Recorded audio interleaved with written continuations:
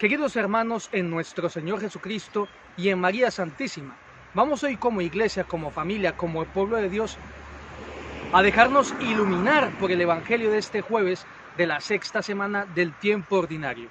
¿De qué Evangelio hablamos? Hablamos del Evangelio según San Marcos capítulo 8, versículos 27 al 33.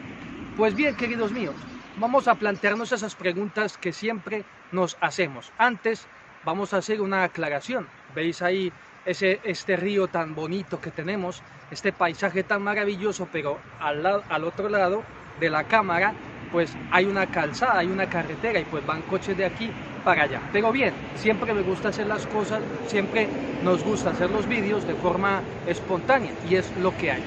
Pues bien, queridos míos, vamos entonces a dejarnos iluminar por este Evangelio. Primera pregunta, ¿de qué contexto estamos hablando? Estamos hablando de un contexto de revelación. Jesucristo primero le pregunta a sus discípulos, ¿qué dice la gente de él? ¿Quién dice que es él? Y luego pregunta a sus apóstoles, ¿y vosotros? ¿Quién decís que soy yo?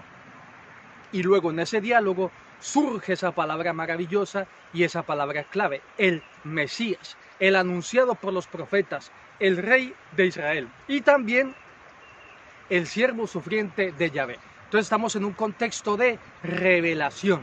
Los discípulos se confirman en que Cristo Jesús es el Mesías, aunque Él luego les manda callar y guardar silencio.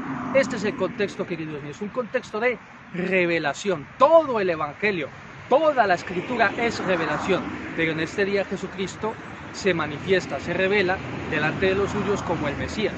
Lo reconoce, que Él es el Mesías, el ungido. Christos, Mesías, el ungido. Muy bien, queridos míos, vamos a continuar. Segunda pregunta, ¿cuáles son los personajes de este Evangelio? Nos encontramos con Cristo Jesús, nos encontramos con el círculo más cercano a Jesús, los apóstoles, y también nos encontramos con lo que decía la gente. Y también tenemos una referencia a Elías, a Juan Bautista o a alguno de los profetas. ¿Cómo nos presenta el Evangelio a los distintos personajes? Por una parte, contemplamos a Jesucristo, nuestro Señor, siempre guardando discreción, guardando silencio, sin buscar el aparato, sin buscar el aparecer, porque en cuanto escucha que los discípulos lo reconocen como el Mesías, lo dijo Pedro, Kefas, Él les manda a guardar silencio. Esa es la discreción de Cristo Jesús.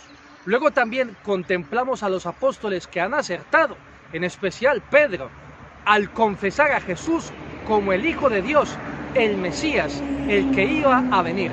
Pero luego el Evangelio nos lo presenta bastante despistado, o mejor no es tan despistado que digamos, sino que dejando salir a flote una condición humana que tenemos arraigada en lo más íntimo de nuestro ser, y es el miedo al sufrimiento, y solamente querer gozar y disfrutar de la vida sin ningún tipo de compromiso serio, sin nada que implique dolor, sufrimiento, agonía, lágrimas, etc.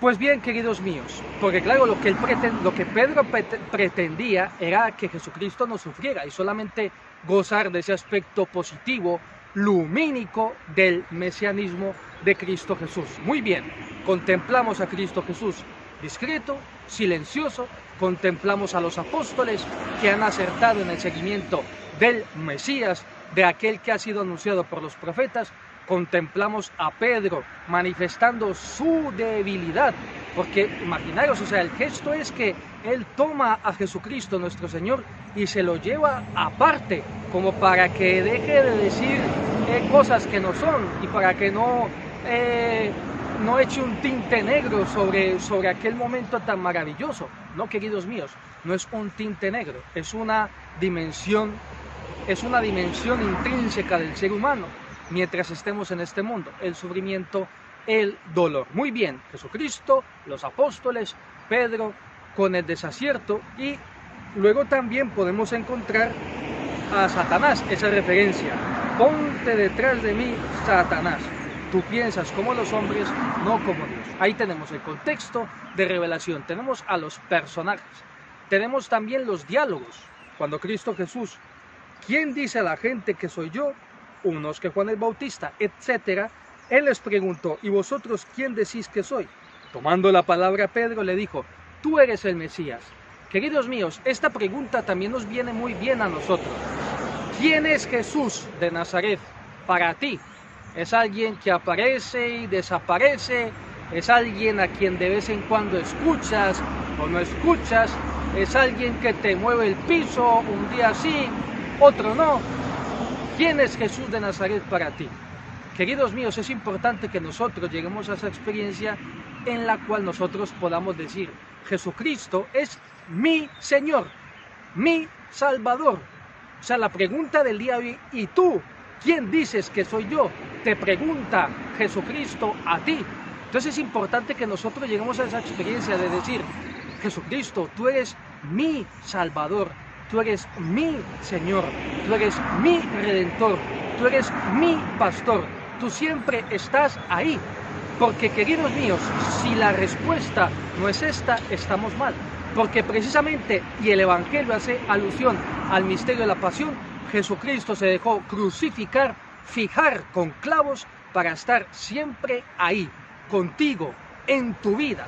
Tu vida, queridos míos, es una cruz, y en esa cruz está clavada y está clavado Cristo Jesús, con los brazos abiertos para amarte, para abrazarte, para acogerte. Tiene su corazón atravesado porque quiere amarte.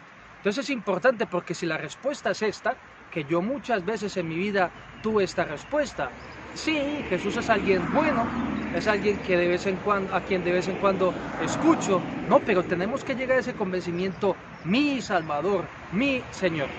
Pues muy bien, vamos a continuar. ¿Qué otro diálogo nos encontramos? Un diálogo maravilloso, y es el siguiente. Cuando Pedro lo confiesa como el Mesías, él les conminó a que no hablaran a nadie acerca de esto. Aquí está la discreción, el tino, el tacto de nuestro Señor Jesucristo. Me llamaba la atención porque yo me preguntaba pero Jesús, Yeshua, si para eso has elegido a los apóstoles, para que vayan por el mundo entero hablando de ti. Y Jesucristo quizás me da esta respuesta: Juan Felipe y todos vosotros quienes veis estos vídeos. Juan Felipe y vosotros. Lo que ocurre es que en ese momento yo quería instruir a los apóstoles. No quería que ellos se dieran a la tarea de la evangelización, sino que ellos necesitaban instrucción, necesitaban conocer todo el misterio que implicaba el mesianismo de Jesús. Por supuesto, esa entrada triunfal en Jerusalén, pero luego también el rechazo de los sumos sacerdotes, escribas y fariseos. Pues muy bien, queridos míos, vamos a continuar. Y entonces Jesucristo les desvela mejor el misterio de su mesianismo y empezó a instruirlos. El Hijo del Hombre tiene que padecer mucho, ser reprobado por los ancianos, sumos sacerdotes y escribas, ser ejecutado y resucitar a los 3 días. Pues bien, queridos míos, esta es una frase que debe ser muy importante para nosotros, porque nosotros solamente nos quedamos con un aspecto: el de sufrir. Nosotros, queridos míos, parece que en nuestra visión, parece que en nuestros ojos corporales y en el corazón solo contemplamos el sufrimiento, y de suyo lo que siempre recordamos de estas palabras de Cristo Jesús es: acaba de pasar una persona, pues tengo que hacer el gesto, porque esto se trata de espontaneidad. Muy bien. Ser ejecutado y resucitar a los 3 días. Queridos míos, tú estás sufriendo en este momento. ¿Tienes algún inconveniente? ¿Tienes algún contratiempo? ¿Tienes algo que te quita el sueño? Jesucristo, para tu sufrimiento, tiene un tiempo. Para Él fueron 3 días y al tercer día resucitará. Para ti, ¿qué tiempo tendrá ese sufrimiento en la mirada de Cristo Jesús? Tu sufrimiento no es eterno, tu inquietud no es perdurable por los siglos de los siglos. Cristo Jesús conoce el tiempo exacto que tú vas a sufrir, y al tercer día resucitará de entre los muertos.